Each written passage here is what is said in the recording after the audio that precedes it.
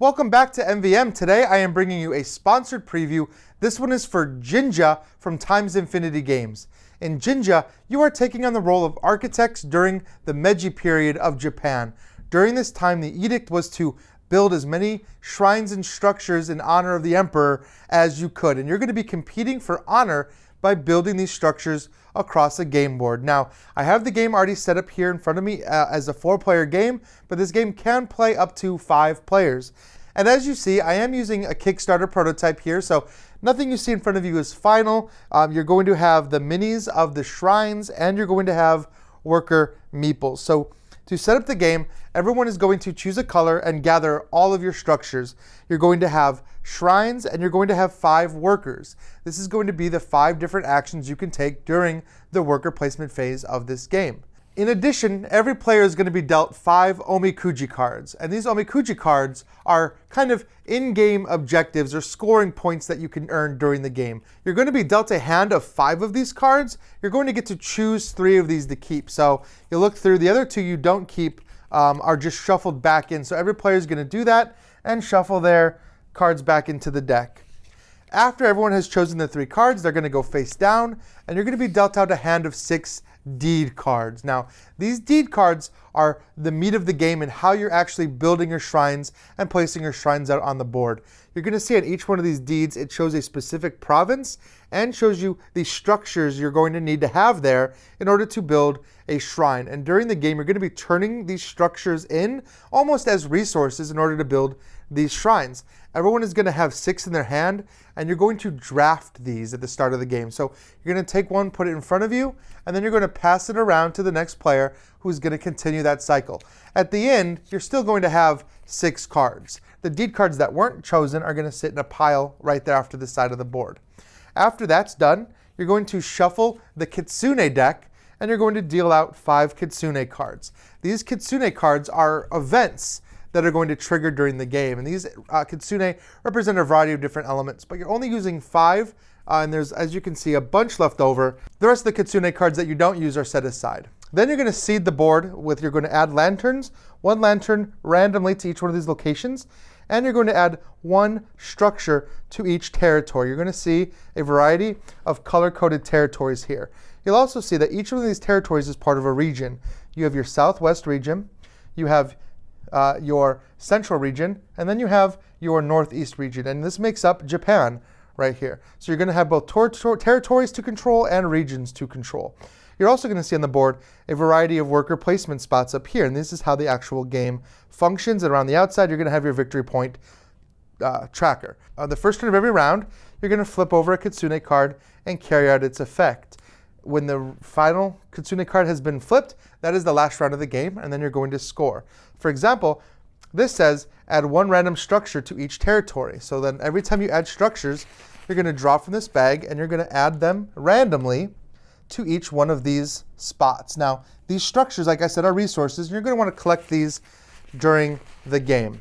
Once that's done, each player is going to take turns placing a worker out on the board. Now, there are 2 different places to put your workers. You have the worker placement spots up here, and you have the world map down here. Now, you can choose to place a worker on the world map. When you do that, you're going to get to do one of 2 things. Either you're going to collect all of the resources that are on that territory, or you're going to build a deed card that matches that color. For example, if I played this yellow card and I had all of these resources, I could turn them in to build a shrine. I'd take one of my shrines and place it there in one of those yellow territories. Every time you build a shrine, you're going to take that shrine card and you're going to set it down in front of you. This becomes an ability or an effect that's going to carry over for the rest of the game.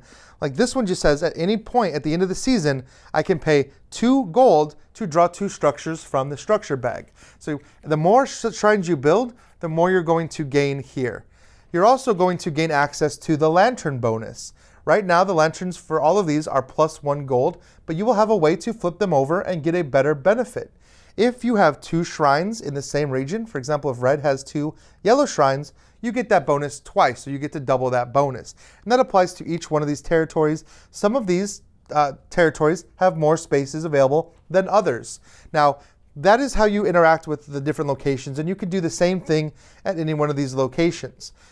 If you don't want to do that, you can come up here and take some of the actions. Now, a lot of these actions are going to let you gain resources. For example, up here is how you're going to be spending money to buy structures and gain resources and things like that. Some of these spots are going to have you roll the die. When you roll the die, you're going to get a variety of effects. You're going to get possibly a blue effect or a red effect, and you'll see out here the blue and the reds. Now you can also, when you roll this die, roll a star, which is going to let you choose any one of your lanterns and flip it over. This is going to give you access to the better ability of that lantern. And again, if you have 2, you're going to get that lantern bonus twice. So it's good to flip over lanterns that benefit you. You're going to see a couple spaces where you can roll that die. In addition, you're going to gain resources. So in this space here, you can take all the resources off of an area even without going there. So if somebody had already gone here to build shrines, you can still take these resources off. You're also going to be able to build territories with this. You're going to be able to exchange over the lanterns. You're going to be able to exchange out your deeds. So if you don't like some of the deeds you have, you can exchange them out with the deck. And you're going to be able to possibly buy deeds back from the discard pile. If you want to rebuild these deeds later, maybe you're in a situation where you don't have the resources, or somebody took the spot you were trying to build and you need to ditch that color, you'll have that flexibility. There's some basic spots where you can just get some gold every turn. And again, you could roll the die and try to get some gold here, either the blue I said or the red ability. The main reason to take all these actions is to take these structures. You're going to want to build up these structures and try to put out those shrines. You're going to want to control areas and to fulfill the bonuses of your Omikuji card. Now, at the end of the round, you're going to kind of reset the board. Everyone returns the workers to them. You're going to pass the first player marker to the next player. You're going to look at any of those deeds that you may have laying out in front of you. Some of them are going to have end of season bonuses that you're going to get to trigger now. Then you're going to refresh. You're going to put resources out, structures out on each one of these spaces. Then you're going to flip over the next Kitsune card and see what the effect is for the next round. You're going to do this 5 total times with players placing shrines out in some of these spaces, completing their in-game cards, and scoring points as they do so. So you're going to be gaining points for certain things as you play the game, but the majority of your points are going to come at the end during final scoring. At the end of the game, you're going to score points for all the resources you haven't spent, including your gold.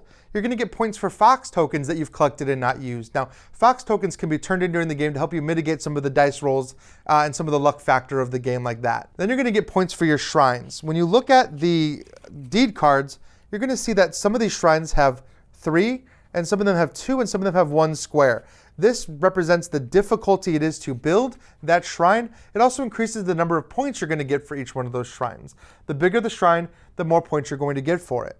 Then you're going to look at each region, and you're going to see who controls the most shrines in that region, and they're going to get 8 points. So you're going to gain more for controlling, like I said, this whole southwest region here. If you can focus on one region and load up a bunch of shrines, you're going to score a ton of points. The last thing you're going to score is your Omikuji cards. And these were the objective cards that you've had throughout the whole game. So if you manage to complete these by the end, you're going to get those as well. You're going to total up all of those points. You're going to figure out who wins, and that is the end of the game. So that is Jinja. The game is on Kickstarter right now. So take a look at their Kickstarter page, see all the final components, some of the stretch goals that might be coming out. And as always, thank you for liking, subscribing, and following everything we do at MVM, and I'll see you next time.